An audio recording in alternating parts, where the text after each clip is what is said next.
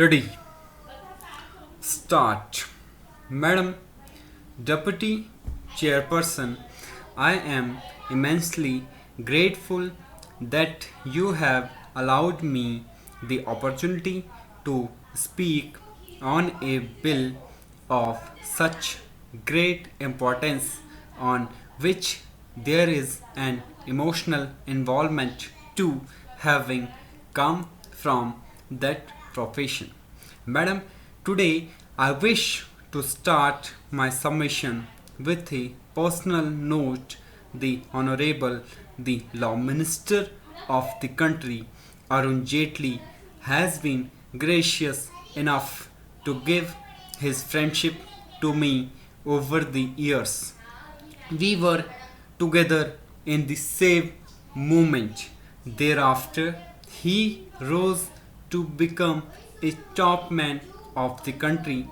I used to mention to him the plight of the lawyers in the country, particularly in my state, but he used to raise a very fundamental objection, namely, would the lawyers lose their independence because of these measures? We are also belonging to an independent profession. When I told him the ground reality, he was again understanding enough to appreciate the need for such a legislation, and today it is indeed a great movement that Mr. Jaitley is the law minister of the country and he is piloting this bill. Therefore, a wish long standing today is being realized. Madam Deputy Chairperson, there is always a double image of lawyers. On the one hand, we see the lawyers of the Supreme Court, of Delhi High Court, of Bombay High Court, of all big high courts earning good money for good reasons. But the plight of lawyers at the official level rarely comes to our notice. I am sure all of my very eminent senior friends sitting here would appreciate that the condition of lawyers at the official level is really very pitiable. There is not only lack of amenities, there is not only lack of provision, but there is lack of earning capacity as well. When we go to the remote districts, we see the pitiable conditions. There are times when one really feels very sorry about that. Madam, what is the image of lawyers in a society? I do not have to tell you, you have been part of that legacy of the freedom movement. What role lawyers played in the freedom movement? At times we were trying to see the history of the country who was not an eminent lawyer who became a leader of the freedom movement. And madam, I could recall only two names, Netaji Subhash Chandra Bose and Maulana Abul Kalam.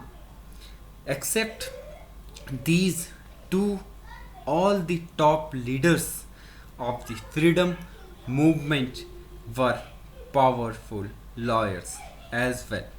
People viewed the lawyers in the particular perspective, but over the years the times have changed, the aspirations have changed.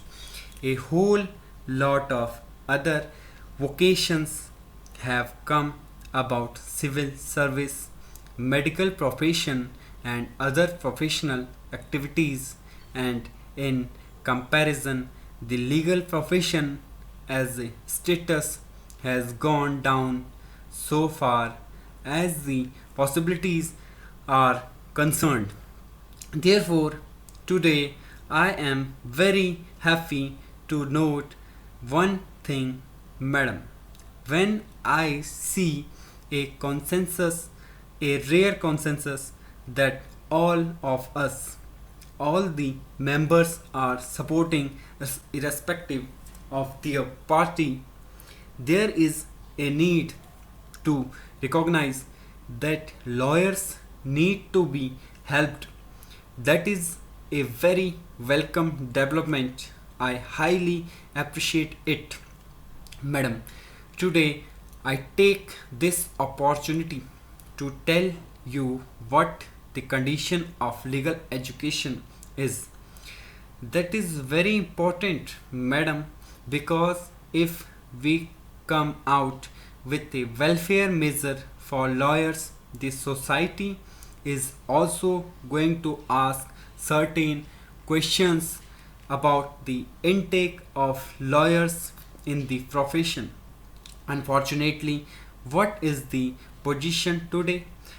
Let me share a very frank assessment that a person who could not get any avocation elsewhere becomes a lawyer.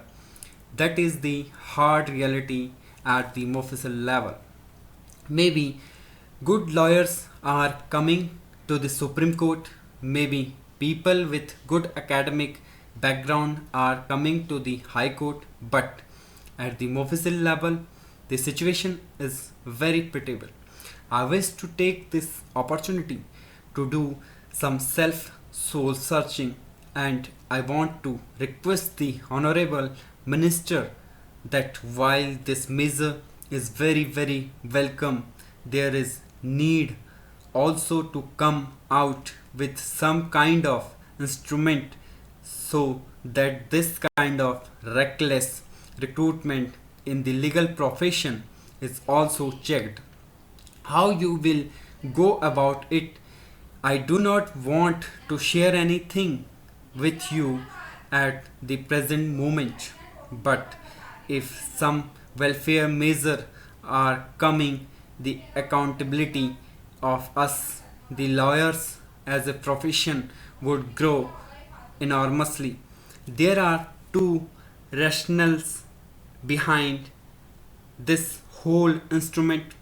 Unlike the chartered accountants, unlike the medical fraternity, unlike the architects, the lawyers as a community till date do not have any welfare cover.